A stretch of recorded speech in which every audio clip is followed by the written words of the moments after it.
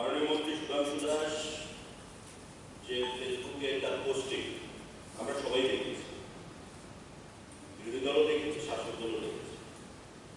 মাননীয় সদস্য এটাও স্বীকার করেছেন যে এটা পরবর্তী সময় ডিলেট হয়েছে। ডিলেটটা সুধাংশু করেছেন, এটা ইটসেলফ সিম্বলাইজেস যে তার একটা ডিমেনশন রয়েছে বা তাকে দিয়ে পড়ানো হয়েছে আমাদের দলের তরফ থেকে বা থেকে, সেটাও বোঝা উচিত। কিন্তু আজকে যেহেতু কনস্টিটিউশনের প্রশ্ন এসছে, আমাদের কনস্টিটিউশন দ্বারা গাইডেড আমরা প্রত্যেকে, এটা সঠিক। কিন্তু একটা কথা মাননীয় সদস্যকে বলবো বা বিরোধী দলের যারা সদস্যরা আছেন আমাদের, তাদেরকে বলবো যে এমন ব্যক্তি যারা টুকরে টুকরে জ্ঞান বলেছিল তাদেরকে আমাদের টিকিট পর্যন্ত আব্দুল হাম শর্মিন্দা है तेरा कातिल जिंदा। আজকে যদি কানাইয়া কুমার সেটা বলতে পারে, তাকে আপনার দল প্রমোট করতে পারে। আজকে সুধাংশু দাস মাননীয় মন্ত্রী সংবিধানের নামে শপথ নিয়েছে, কিন্তু সে কিন্তু স্টিক করেনি যে আমি আমার পোস্টটাকে রাখবো। তার রিপেনশন হয়েছে, he expressed his remorse by way of deleting the post। এটা বুঝে নেওয়া উচিত।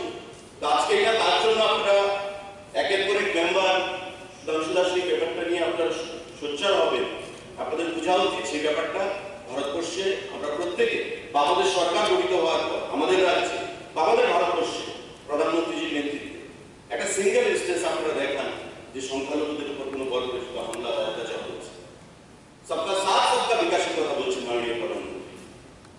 উনি বিদেশে গেছেন, মসজিদে যাচ্ছেন, আরো আমাদের রাজধানী থেকে মসজিদে যাচ্ছে।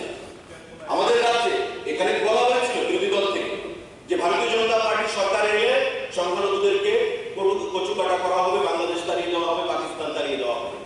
Just like a simple instance, single instance where the minorities have been subjected to utter oppression, suppression। একটা উদাহরণ দিন, আমাদের রাজ্যে ঘটানোর চেষ্টা করা, আমাকে জড়িয়ে পর্যন্ত করা হচ্ছে, এখনো করা হচ্ছে ও দুইরাগরের ঘটনা নিয়ে।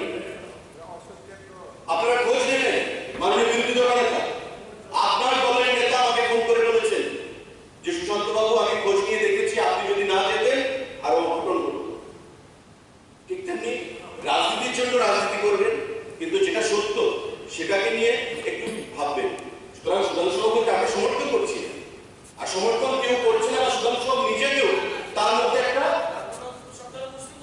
কোন জাতিকে সে টার্গেট করেনি, তার মধ্যে একটা রিপেনশন এসেছে, একটা রিমোর্স।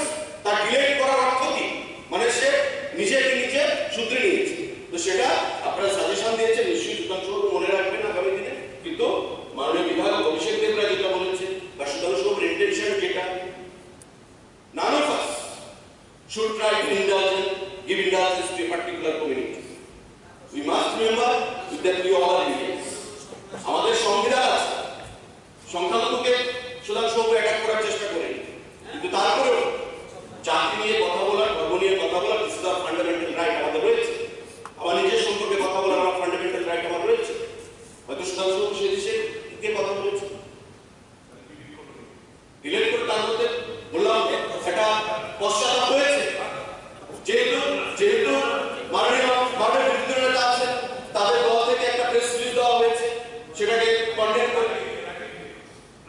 দেওয়া হয়েছে। আমার দল থেকে নিশ্চয়ই আমাদের আপার লেভেল থেকে তাকে বলা হয়েছে। তা আমরা এগুলোকে প্রশ্রয় দিই না বলেই তো সেখানে তাকে বলা হয়েছে, সে সেটাকে ডিলিট করেছে। নতুবা আপত্তিকর না, তবে আপনাদেরকে আমি বলবো